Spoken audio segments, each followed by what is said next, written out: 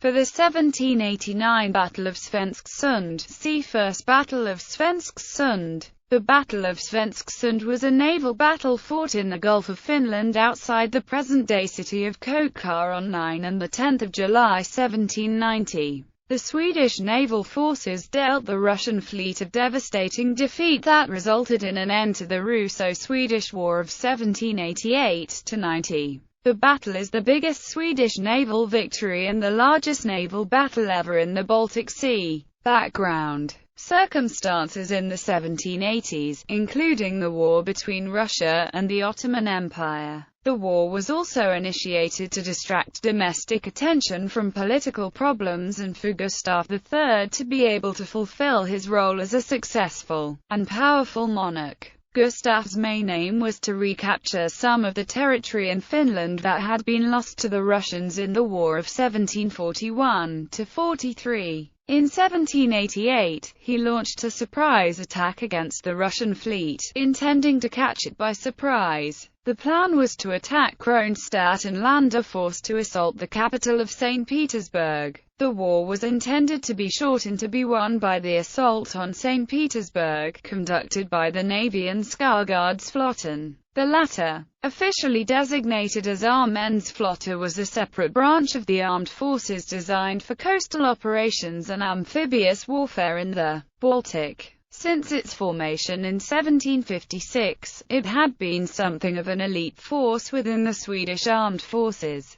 However, after the Battle of Högland, Gustav lost the initiative. Tensions in Sweden rose. The First Battle of Svensksund on 24 August 1789 ended in a Swedish defeat. Prelude. In 1790 an attempt to assault Viborg failed, and the Swedish navy, along with King Gustav himself, was caught in the Bay of Viborg. It managed to escape during the Viborg Gauntlet on 3 July, though with heavy losses to the deep-sea navy. After retreating to Svensksund, King Gustav made a decision to make a stand there. The Swedish coastal fleet was reinforced by 40 ships under Lieutenant Colonel Carl Olof Kronstadt. After the escape from Viborg, Gustav made the decision to lead the fight personally and divided his forces into 4 brigades under Lieutenant Colonels Carl Olof Kronstadt, Klaus Hjelmstierna, Victor von Stedink, and Jakob Torning. Von Stedink was to lead the center, consisting of 2 Hemmermer and 2 Udemar archipelago frigates, Brig Alexander, 15 galleys, 2 half-galleys, and 11 cannon or mortar longboats. Torning had the command of the right wing, consisting of 39-gun sloops and 22-gun yawls, while Hjelmstierna's left wing had 30-gun sloops and 14-gun yawls, supported by 12-gun sloops and yawls from Kronstadt's brigade.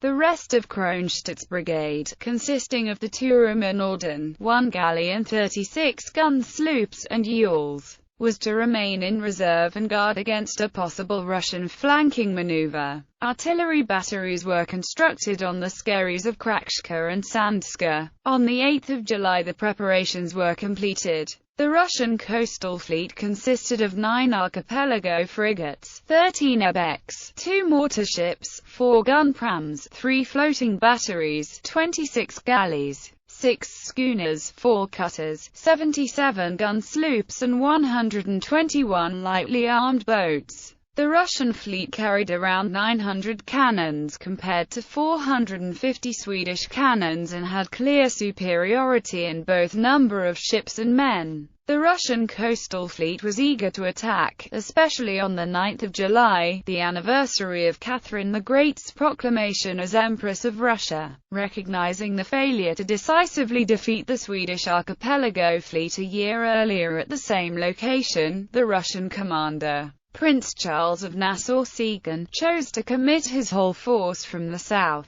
This was done to prevent the Swedes from escaping to the shelter of Svethum fortress, since Nassau-Siegen was expecting a clear victory, having numerical superiority in ships, artillery as well as in men. On the morning of 9 July, Gustav III suddenly named Lieutenant Colonel Kronstadt as his flag captain after relieving Colonel George de Vries from his duties. The reason for this sudden change was likely that de Vries had been in favor of withdrawing from Svensksund to a more favorable location, while Kronstadt had advocated fighting the Russians at Svensksund. Battle. At 800 on the 9th of July 1790, the Russian flagship signaled the attack. By 9:30 the first ships had reached firing distance in the western flank, but soon after fighting spread throughout the battle lines. The Swedish right wing under Lieutenant Colonel Torning met with increasing resistance as the Russian left wing opposing him got reinforced. However, the Swedes were able to move ships from their reserves to support their right wing with a counterattack which managed to lead the Russian left wing into disorder. Meanwhile, the increasingly strong southwesterly wind forced the Russian center deeper between converging Swedish lines. After no Russian ships were seen approaching from Frederikshamn, the Swedes were able to release more ships from the reserves to bolster the Swedish left wing led by Lieutenant Colonel Hjelmstierna. Half of Hjelmstierna's ships were sent to the rear of the Russian fleet through a narrow passage between Legma and Kutsalo, which in turn forced the Russian right wing to deploy accordingly. However, movement to the back of the line was read as a signal to withdraw by the Russian left wing, which started its retreat, leaving the Russian center to face the Swedes alone. By the evening it had become apparent that the Swedes were victorious, even though Russian center, consisting of their galleys and largest ships,